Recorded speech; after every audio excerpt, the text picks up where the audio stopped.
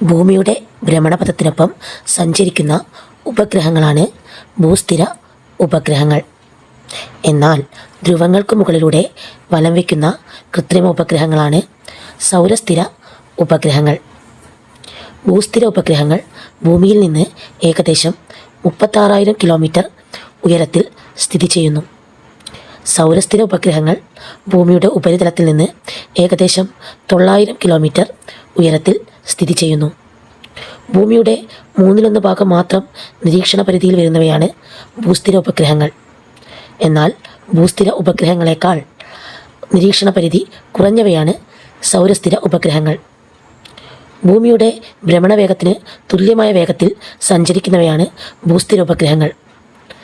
സൗരസ്ഥിര ഉപഗ്രഹങ്ങൾ കൃത്യമായ ഇടവേളകളിൽ പ്രദേശത്തിൻ്റെ ആവർത്തിച്ചുള്ള വിവരശേഖരണം സാധ്യമാക്കുന്നു. ഭൂസ്ഥിര ഉപഗ്രഹങ്ങൾ ഭൂമിയിലെ ഒരു പ്രദേശത്തെ കേന്ദ്രീകരിച്ച് നിലകൊള്ളുന്നതിനാൽ ഒരു പ്രദേശത്തിൻ്റെ സ്ഥിരമായ വിവരശേഖരണം ലഭിക്കുന്നു.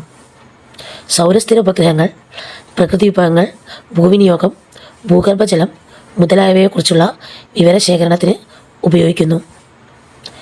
വാർത്താവിനിമയത്തിനും ദിനാന്തരീക്ഷ സ്ഥിതി മനസ്സിലാക്കാനും ഭൂസ്ഥിര ഉപഗ്രഹങ്ങൾ ഉപയോഗിക്കുന്നു. വിദൂര സംവേദനത്തിന് മുഖ്യമായും ഉപയോഗിക്കുന്നത് സൗരസ്ഥിര ഉപഗ്രഹങ്ങളാണ്. ഇന്ത്യയുടെ ഇൻസാറ്റ് ഉപഗ്രഹങ്ങൾ ഭൂസ്ഥിര ഉപഗ്രഹങ്ങൾക്ക് ഉദാഹരണങ്ങളാണ്. IRS, ലാൻഡ്സാറ്റ് തുടങ്ങിയ ഉപഗ്രഹങ്ങൾ സൗരസ്ഥിര ഉപഗ്രഹങ്ങൾക്ക് ഉദാഹരണങ്ങളാണ്. Thank you.